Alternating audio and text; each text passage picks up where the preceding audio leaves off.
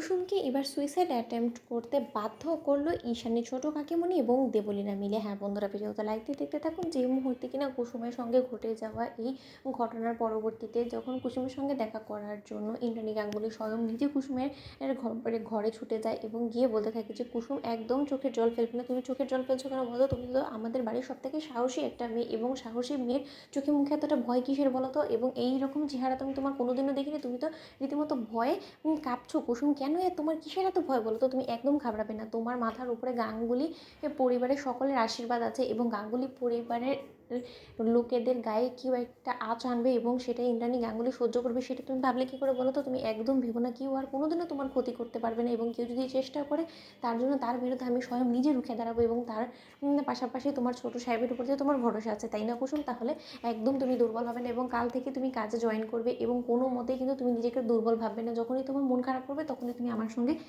এসে আলাপ করতে পারো এই বিষয়ে, ঠিক আছে? তো কুসুম ঠিক সেই মুহূর্তে যখন এই কথা বলা মাত্রই যখন কুসুমের বাবা হাত জোর করে বলতে থাকে যে কর্তামা, আগে আজকে আয়ুষ বাবা যদি ঠিক সময় মতো না পৌঁছতো তাহলে হয়তো বা কোনোভাবে আমার মেয়েকে হয়তো আমি সুস্থ সবলভাবে এরকম করে আমার কাছে ফিরে পেতাম না।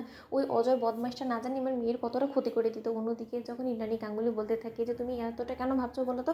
শুধুমাত্র আমার আয়ুষ কেন, কুসুমের এরকম বিপদ আবার হলে আমরা গোটা পরিবার ঝাঁপিয়ে পড়বো, এবং তুমি ওইসব নিয়ে একদম টেনশন করো না। এবং তোমার মেয়েকে এরকম করে ঘরবন্দি করে রাখলে ও আসলে রীতিমতো ভয়টা কাটাতে পারবে না, এবং তার জন্য কাল থেকে ওকে কাজে পাঠিয়ে দিবে। অন্যদিকে পরদিন সকালবেলা কাজে কুসুমকে দেখা মাত্রই সকলে যখন আনন্দে আত্মহারা হয়ে পড়ে এবং বলতে থাকে যে কুসুম, তোমাকে দেখে ভালো লাগছে যে তুমি তোমার সেই দুর্বলতাটাকে কাটিয়ে তুমি অবশেষে আবারও স্বাভাবিক জীবনে ফেরার চেষ্টা করছো। অন্যদিকে যখন কুসুমকে একটু মনমরা দেখতে পায়, ঠিক সেই সুযোগটাকে কাজে লাগানোর জন্য দেবলীনা বলতে থাকে যে আন্টি, এটাই একটা সুযোগ আমাদের হাতে।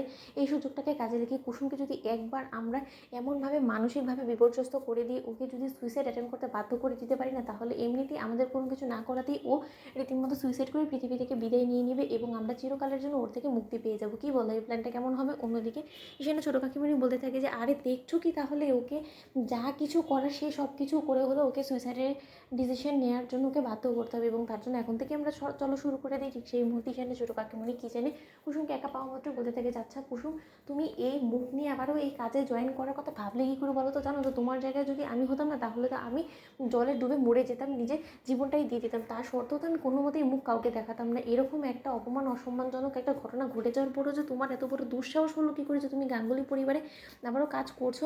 আচ্ছা তুমি আমাকে একটা কথা বলো তো, তুমি কোনো মতে আবার তোমার এই নোংরা কর্মকাণ্ডগুলো তুমি আবার আমাদের বাড়ির ছেলের সঙ্গে করার চেষ্টা করবে না তো? না বাবা, কারণ যে যতই বলুক না কেন যে অজয় তোমার সঙ্গে নোংরামো করার চেষ্টা করছে, আমার তো কেন জানি না মনে হচ্ছে যে ঘটনা অন্য কিছু ঘটেছে। তোমারই হয়তো অজয়ের সঙ্গে বিয়ের আগে ফুষ্টি নষ্টি করার ইচ্ছে ছিল। তো বন্ধুরা, কেমন সেটা সাবস্ক্রাইব করো।